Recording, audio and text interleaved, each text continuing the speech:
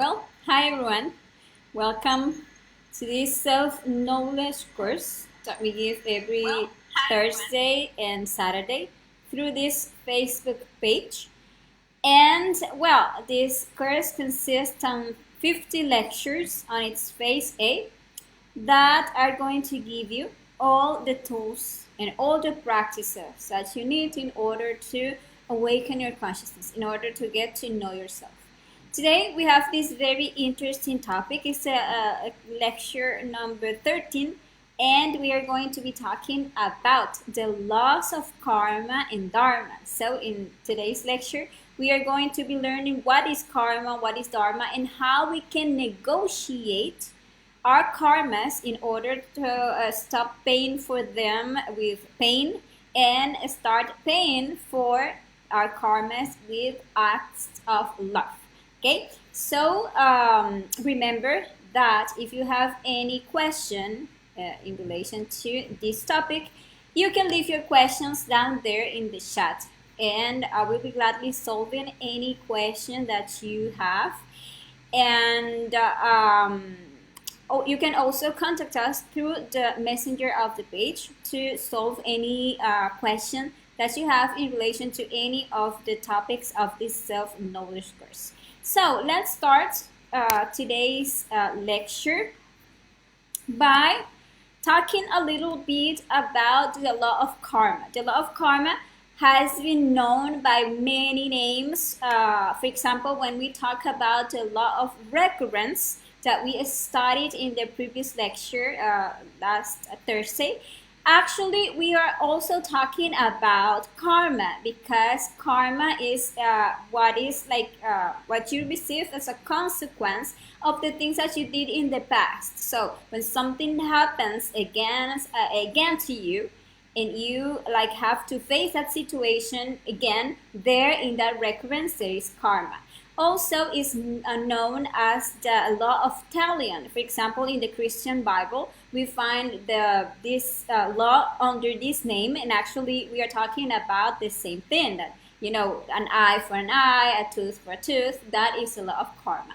Also, it is known as the law of cause and effect, because all effect has a cause, and that is actually the karma. Everything that you experience, everything that you have to live, it does have a cause. Does have there was something that you did in the past that creates that consequence in your life right now, and that is the karma. And it's also known as the law of equality, which is the one that says that what you that you give is what you receive back. So when you receive karma, when you receive painful situation or hard situations, is because you provoked that before by doing the same thing to others. Okay, so that is actually the law of karma. And allow me just a second. And what is actually karma? Okay, because there is a law of karma. That is one of the 48 laws that governs or that rules this third dimension. And that is a law that is charged by the objective justice. We are going to talk about the objective justice in just a moment. But let's see what exactly is karma.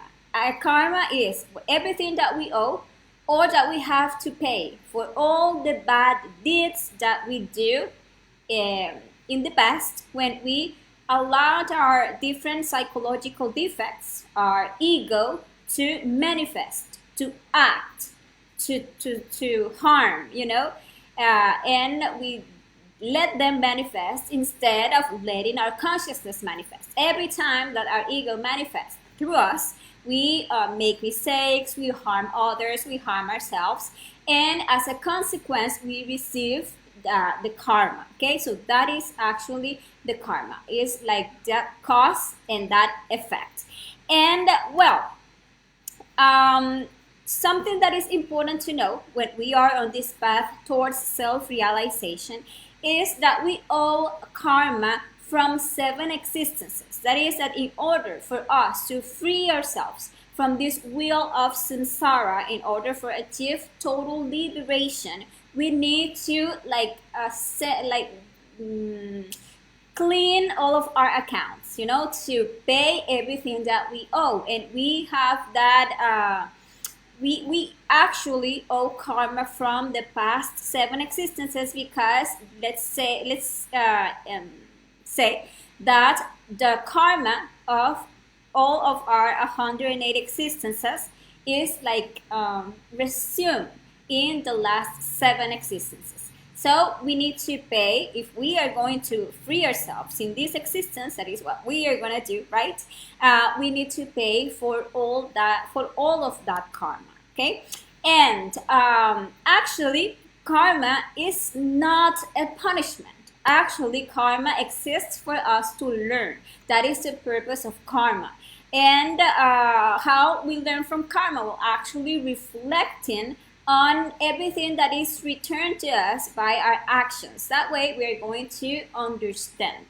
Because if we are all the time just living difficult situations, and we don't stop and reflect what is the action that I did to have to pay this, we will never find the psychological defect in our interior that we have to eliminate in order to break with that recurrence, to stop making the mistake and to stop having to receive the consequence. So if we start reflecting, we are going to get out of that role of victims that made us actually powerless. Because if we are all the time in our ignorance, thinking that we are just victims of other people, victims of the consequences, victims of this life, we actually have no power to change, or no way to change our lives, to transform our lives. But actually, when we reflect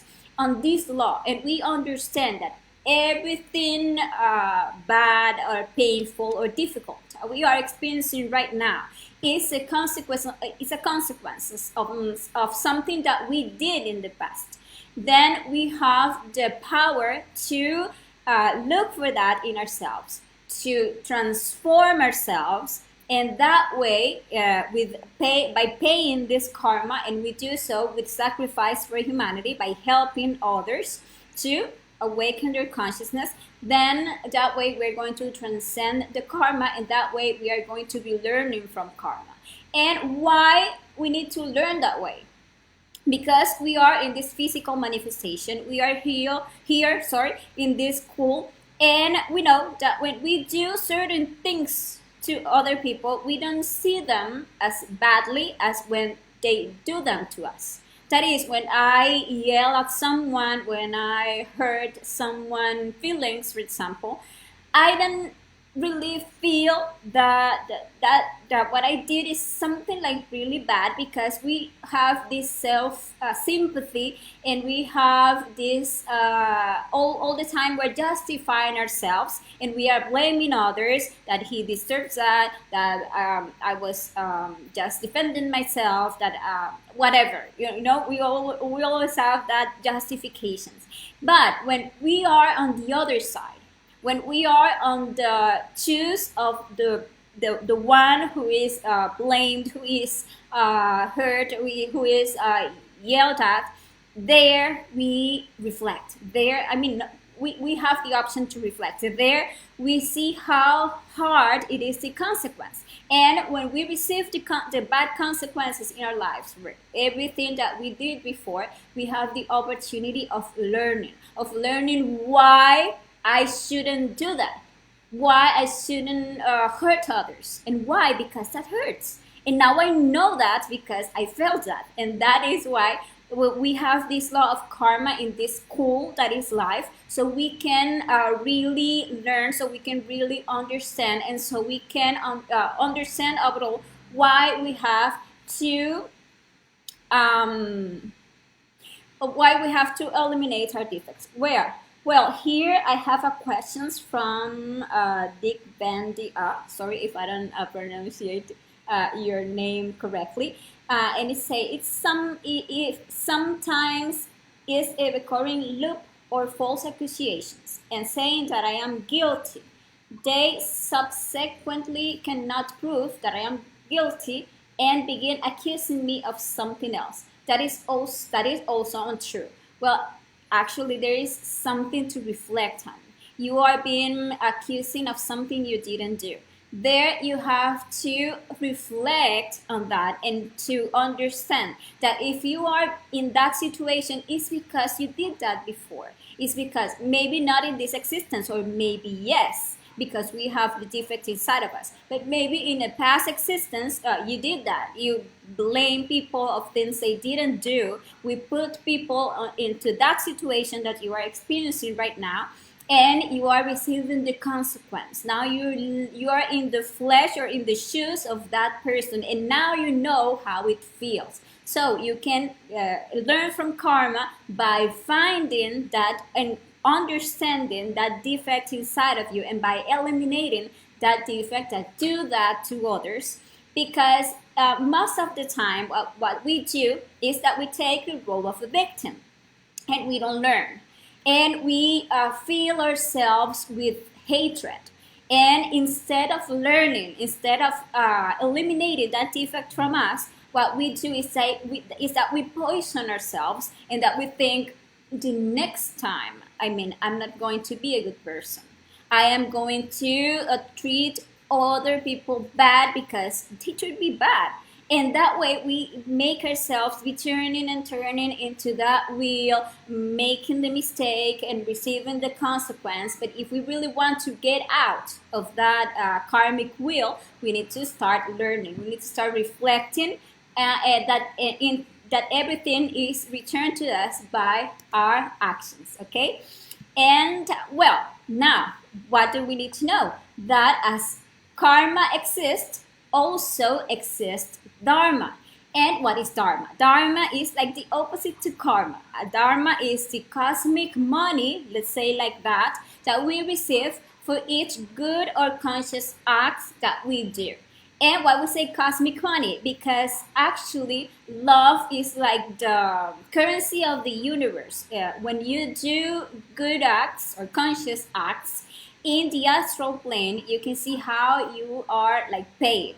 You receive money actually in the astral plane. You can dream by receiving money. You can dream by paying your bills. You can dream by buying things with money, for example.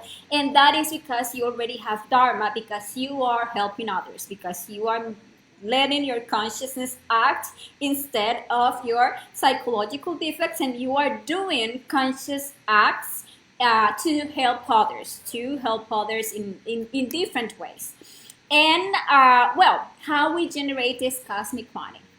Well, actually by doing good deeds. For example, by giving food to the people that doesn't have food, or by taking care of animals, by giving, I don't know, shelter, or by giving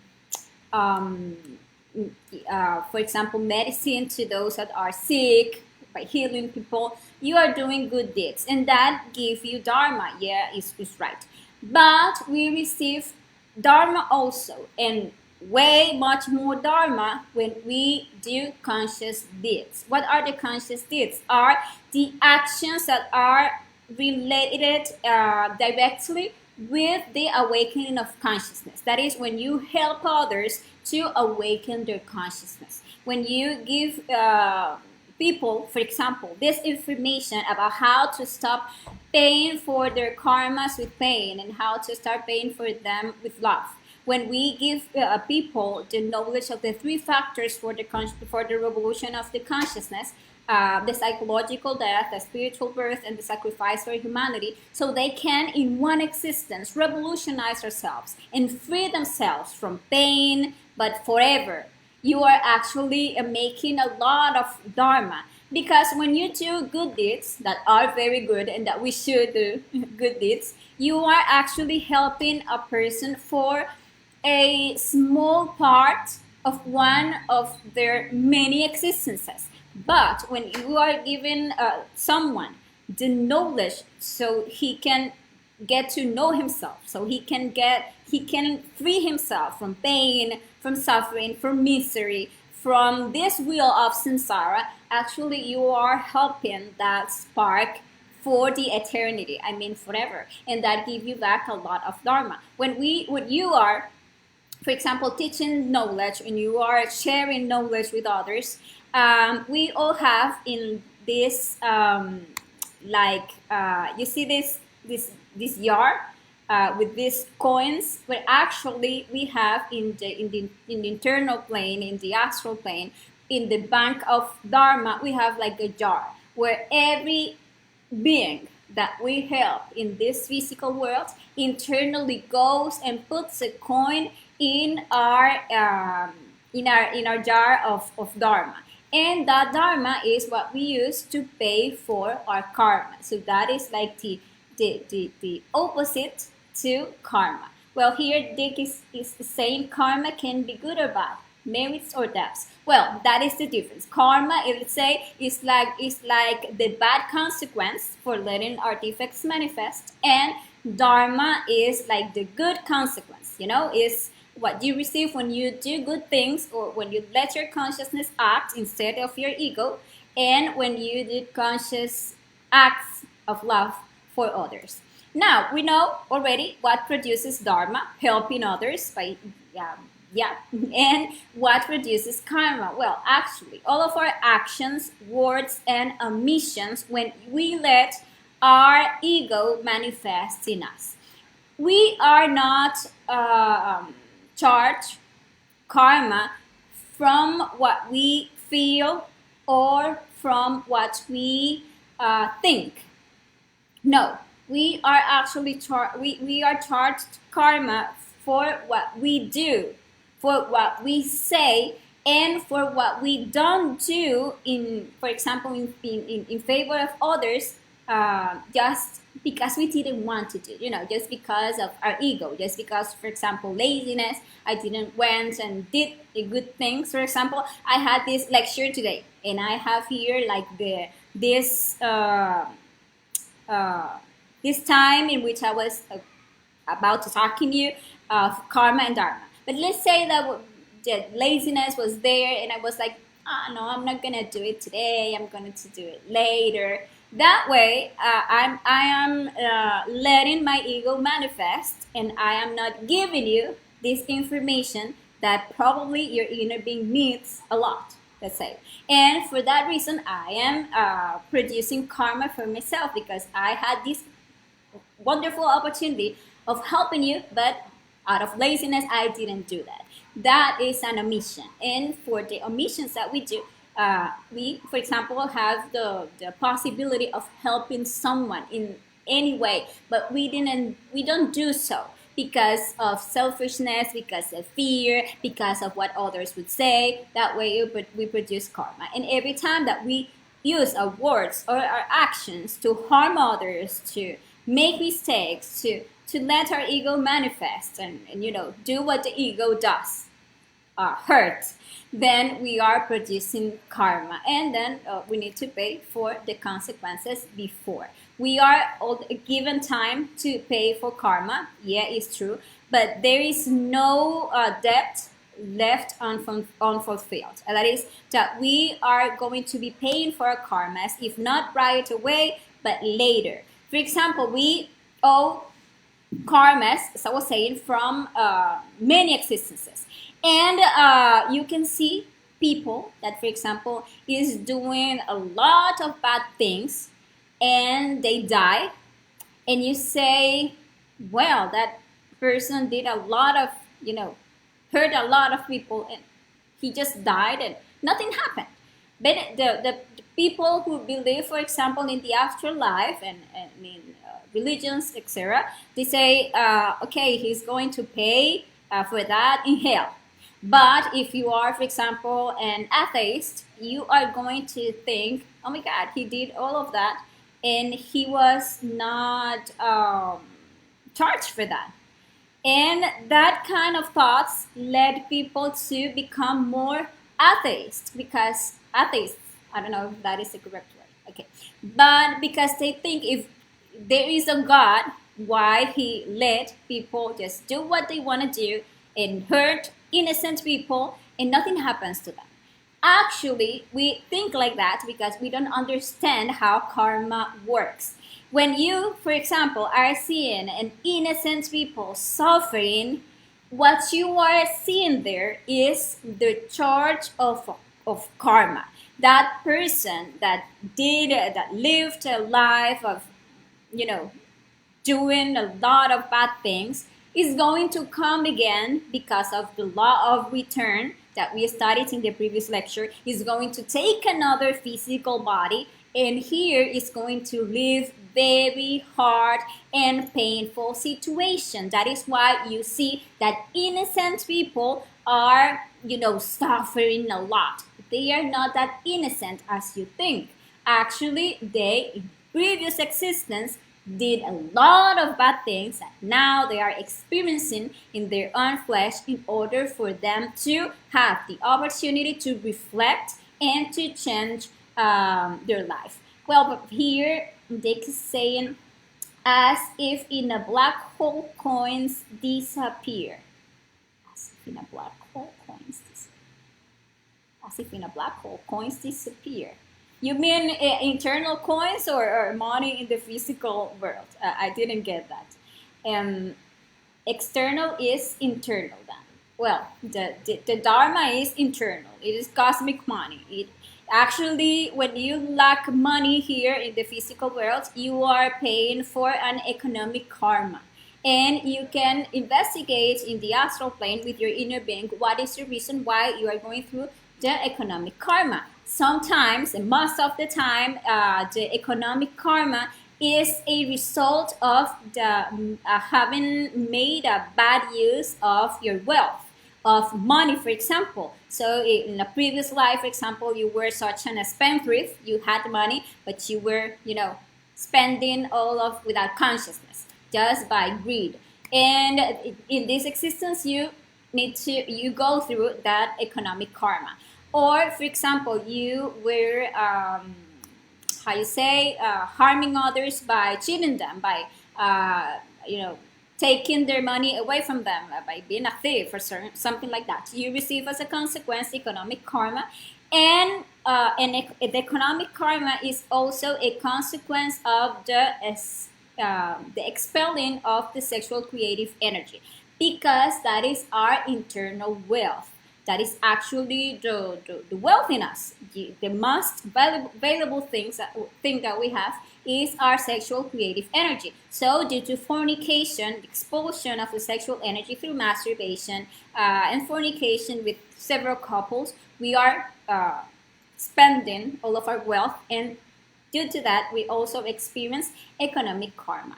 And, well, innocence is a delusion. Yeah, yes, it is a delusion. It is not right. When you go to the astral plane and you have the opportunity to verify your previous existences or the past life of someone that you are seeing suffering, you can see where is the cause of that, and you see that, as you say, innocence is just a delusion.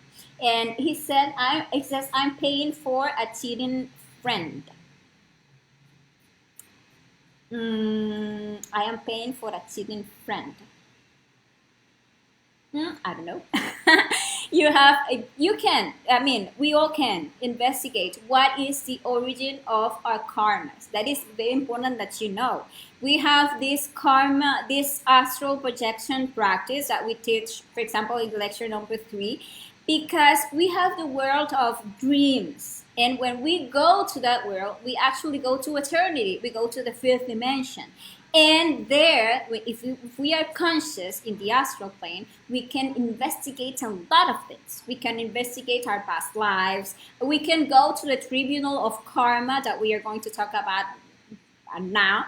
And you can investigate your karmas. What is the reason of your karmas? And also you can negotiate for your karmas. But now we are going to learn also how to negotiate for our karmas. But let me explain you this. What are the types of karma that exist? That is the individual karma.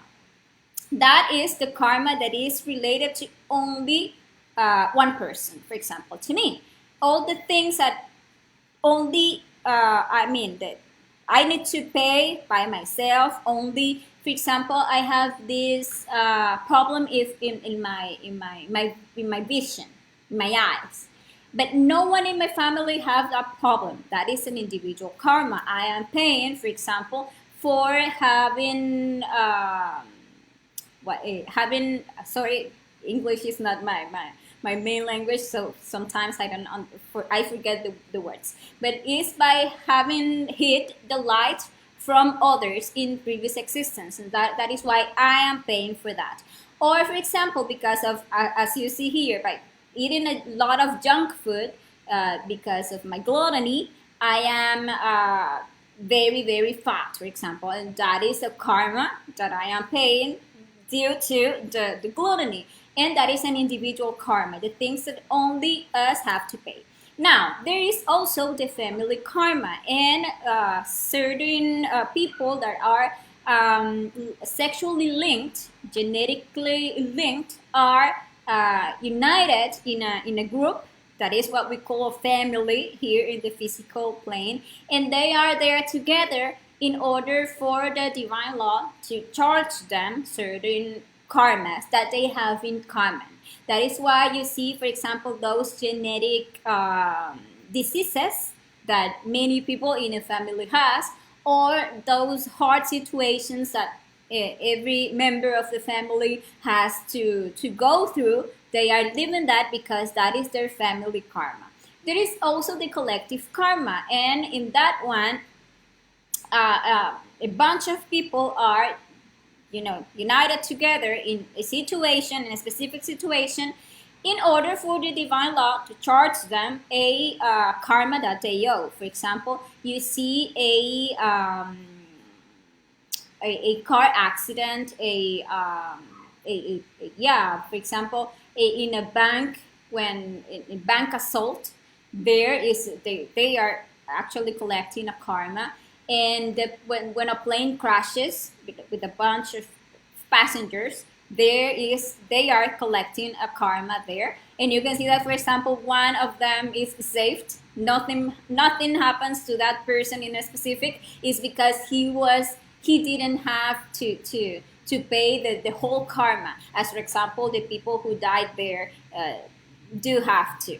And well, that is the collective karma. There is also the regional karma, and that is related to the things that happens to in a specific region or a country. I don't know, the floods, the bad leaderships, etc. They all in that country have to pay for a karma that they all owe. There is the continental karma, that is the karma that is collected to everyone that is there in that continent. Famine, well, a lot of things that you can see that are collected to a continent. Well, actually, everyone is born in a certain part of the world because of this. So a certain specific karma can be collected from them, or because of dharma. You have dharma and you are born in a certain place where you don't have to live those hard situations that are lived in other places. There is the world karma, that is a karma that is collected to everyone in the world. For example, we have the pandemic. There is a world karma. We have, I don't know, an asteroid crashing, I don't know, the planets, for example, that is a world karma. What is the name of this? The heat of the atmosphere. I don't remember the name. Is that the world is getting hot. That I know in Spanish how to say it, but I forget in English. And well, that is the world karma. And the planetary karma is, well, the karma that is just related to the whole planet, the environmental changes that were, I mentioned that in the world karma, but that is the planetary karma. The environmental changes are planetary karma and are due to how bad we treat our planet, and we need to receive the karma back. Okay, and there are another types of karmas, and for example, we have the karma saya, or the saya karma, and that is the one related to the sexual links that we have with every person with which we fornicate in the past. Every time that we spill our seed,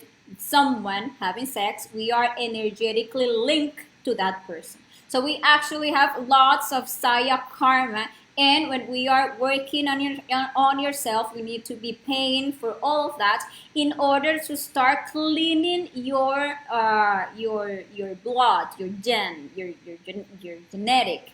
And well, we all have that kind of karma. So that is why we need to stop fornication and find a stable partner to practice supersexuality, infidelity, chastity, and love. Okay? And we have the yoga karma, and that is a karma of loneliness. That is a karma that people have. People who have betrayed their couples, who have treated their couples, really bad, or who had a really good couple in the past who was interested in helping that person in self-realizing, in practicing, for example, the supersexuality, but they betrayed that person. Well, they receive as a consequence a yoga karma. And what is a yoga karma? That in the next existence or in the same very existence, when they want to have a couple, they don't find one. So they are all the time, lonely, never have like that stable relationship. When they need someone to help them with the supersexuality, they can find a partner. And well, those are karmas that we need to know how to transcend, and we are going to learn how to transcend them right now. There is also the heart karma, and the heart karma is related to the crimes against the Holy Spirit. What is this? The Holy Spirit is our sexual creative energy. So everything that we did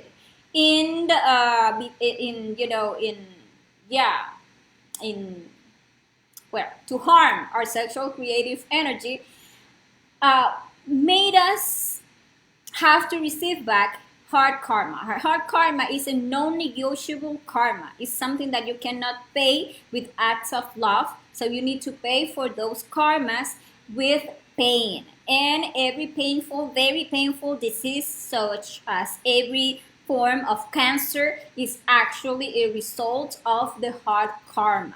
And those are things that need to be paid with pain, because the crimes against the Holy Spirit cannot be negotiated. They are unforgivable. And we have the Katansya karma, that is a superior karma that is charged to nirvanis, angels, gods, hierarchies of the universe for their mistakes, and that is, well, a superior type of karma.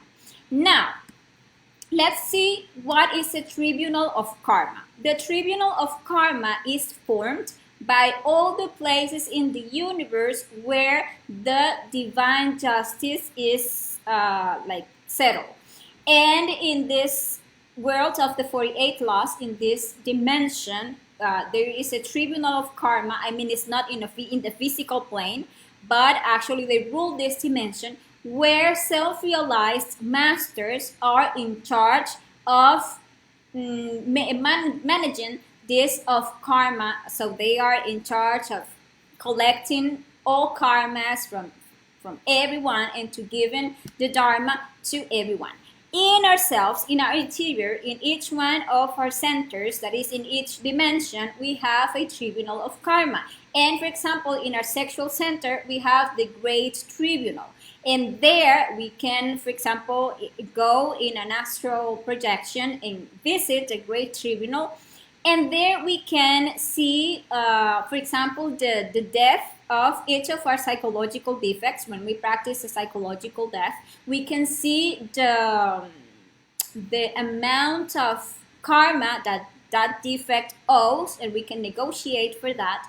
And then you can see the level of compromise that you can take by helping others.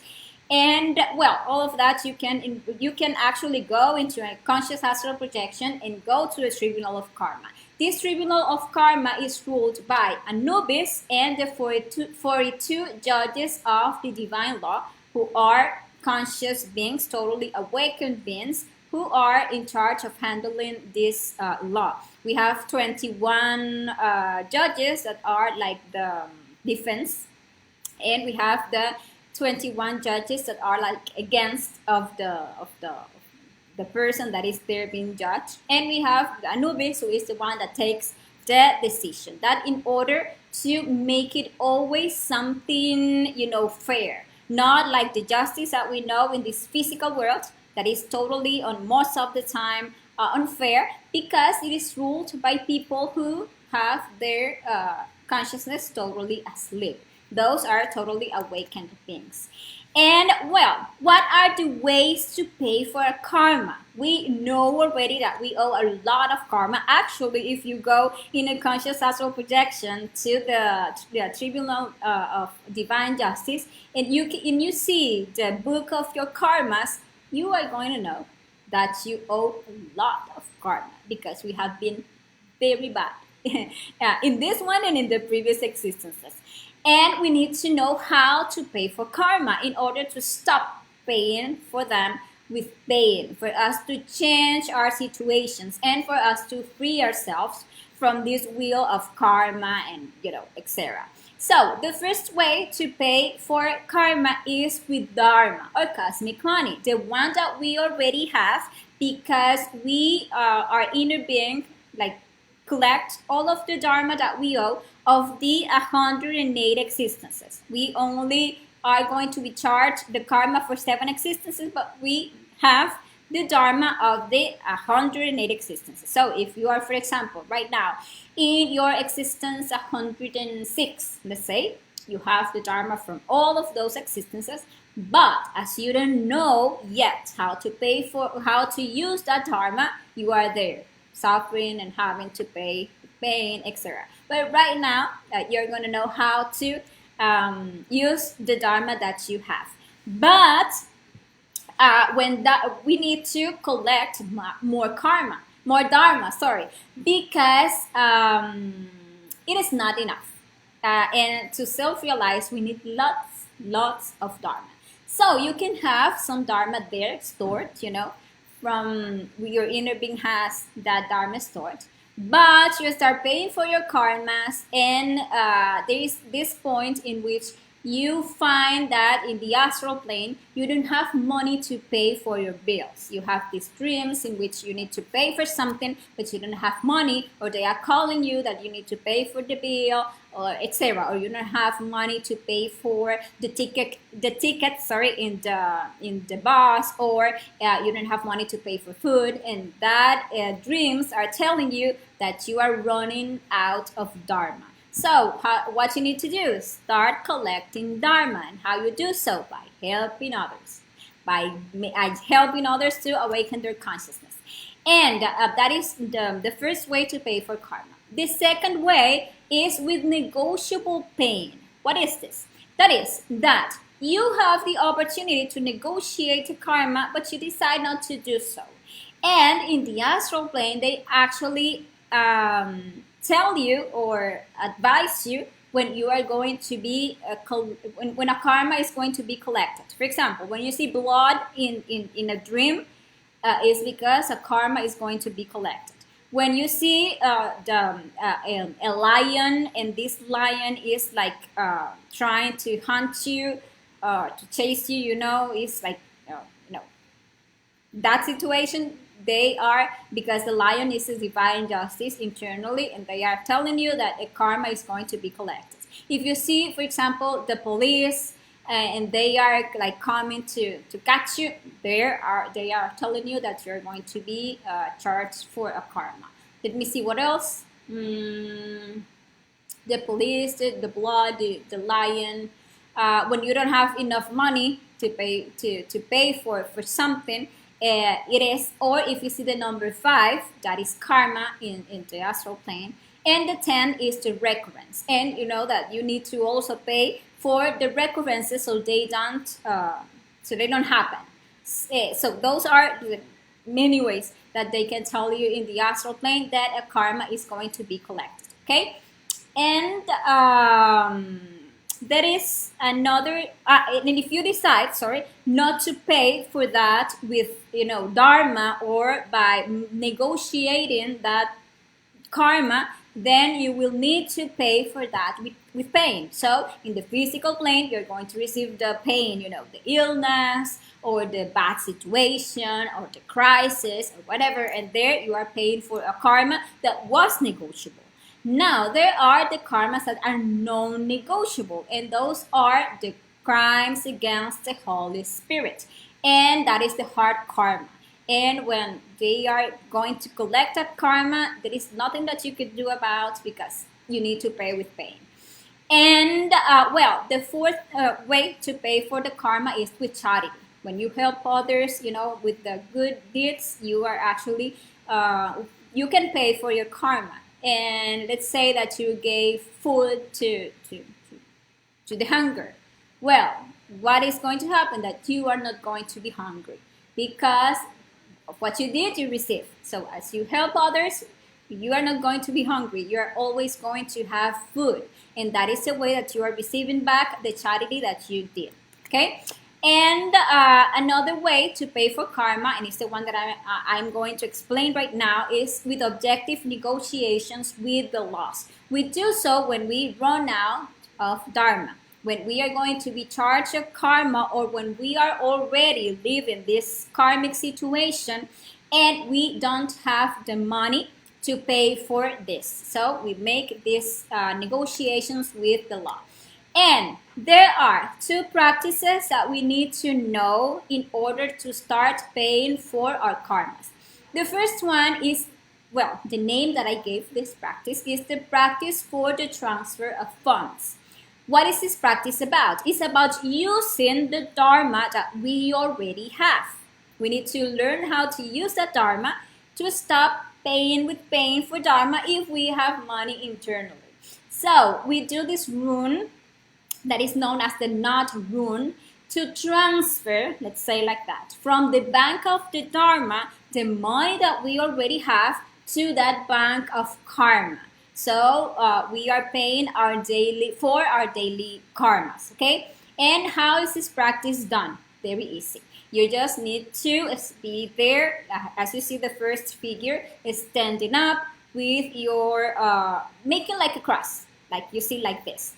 And you're going to ask your inner being, my Father, my Lord, my God, I ask you, if it is your will, to transfer the dharma from the bank of dharma to the bank of karma to pay for my karmic debts. That way you are like authorizing or asking your inner being to use your dharma to pay for your karmas, okay?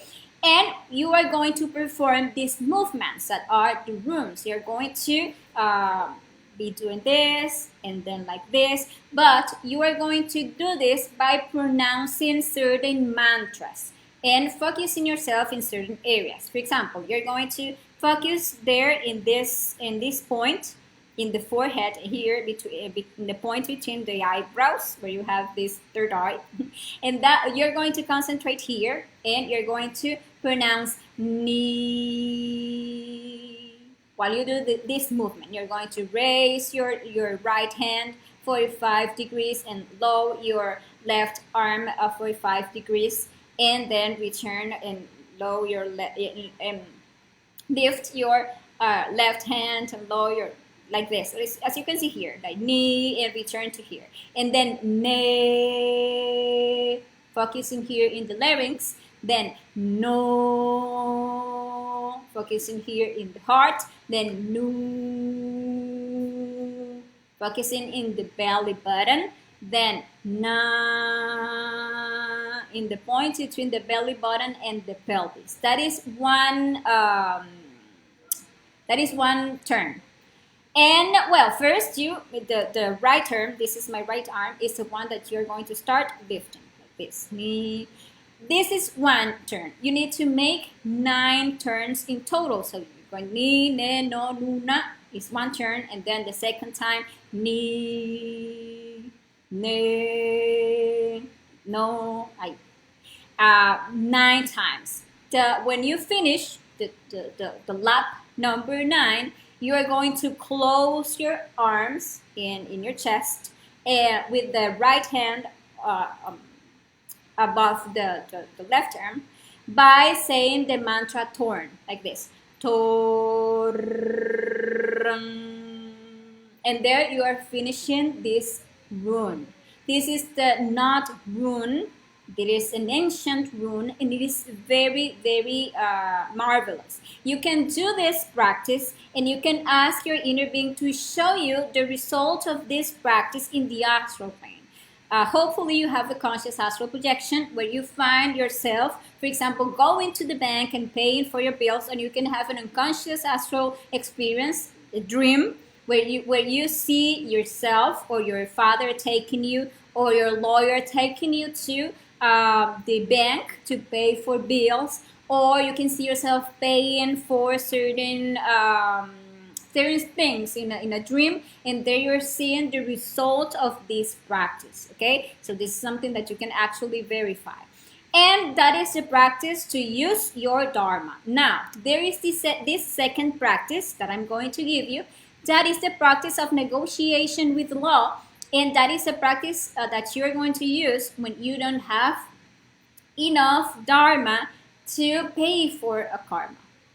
And what you're going to do, you're going to compromise yourself to do a certain type of work in favor of humanity in exchange for the divine law to let you pay for that karma, or to give you the dharma to pay for that karma. For example, you have this karma, and you don't have dharma to pay it, and you want to compromise yourself to share the knowledge, or to teach the knowledge, or to hand flyers to people so they know about the knowledge. So anything that you can do in order to reach knowledge to others is something that you can actually negotiate. And you can negotiate also works of charity, help talking to people about the awakening of consciousness, about the knowledge. You can compromise yourself with whatever you want, but what you give needs to be as important as what you want to receive back. I mean, if you want something like really big, you need to compromise yourself with a really big work of sacrifice for humanity. And well, what you're going to do, you're going to lay down, as you can see here, with the arms wide open like a cross in the floor or in your bed. And you're going to ask your inner Father, my Lord, my God, I beg you, if this your will, that you go to the heart temple of the divine justice. And once there, to negotiate with Anubis and his 42 judges in order to, and there you say, to transcend this illness, to pay for such or such situation, whatever. There you say. And I'm going to compromise myself to do this work of sacrifice. That is the petition that you do to your inner being. Then what you're going to do, you're going to sit with the arms wide open like this, and you're going to repeat the exact same petition. My Father, my Lord, my God, I beg you, if it is your will, to go to the heart temple of the divine justice and to negotiate with Nobis and the 42 judges in order to receive this, and I'm going to do this. Then you do that a second time, but now laying down, and you're going to do this for 6 times. The first 6 times. The first time laying down, the second time sit, the third time laying down, the 4th time sit, the 5th time laying down, and the 6th time sit. And when you do the last time, that is the 6th, you just give, you say thank you to your inner Father, to Anubis, and the 42 judges, and you ask your inner being to let you remember the result of that negotiation in the astral plane. And in the astral plane, in your dreams, you're going to see what is the response of the divine justice. If, for example, you see yourself signing papers or closing a business in the astral plane, is because the negotiation was accepted. If you see yourself already paying for things in the astral plane, is because the negotiation was accepted. But if you see, for example, that you have not enough papers to fulfill the what you're doing, you lack papers, for example, to close the business.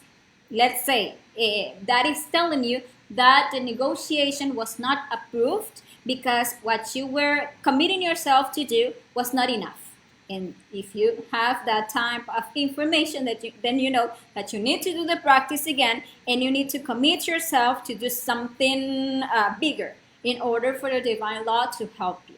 And well, that is the practice of negotiation with law, with the divine law. You can do that to negotiate a karma, and you can use this practice to ask for strength for your inner work. In that case, you don't need to commit yourself to do anything. Just by doing the practice, you're going to receive that strength that you need. And in that case, you can say, my Father, my Lord, my God, I beg you, if it is your will, that you go to the heart temple of the divine justice, and once there, ask a novice and the 42 judges to give me strength in health, for example, to work on myself, to work in the psychological death, in the sexual transmutation, in the sacrifice for humanity. And you can do that practice every day if you want to, in order to receive strength. You're going to feel how they give you strength for doing this practice. Actually, both practices can be done every day. Why not? And you can do daily your transfer of funds in order to pay for your daily karmas. What would be important is that you are daily making dharma. You know, that daily you are making something to help others, but totally for free. I mean, in a disinterested way. And that way, daily you will be receiving dharma, and you can daily make your transfer of funds. Okay.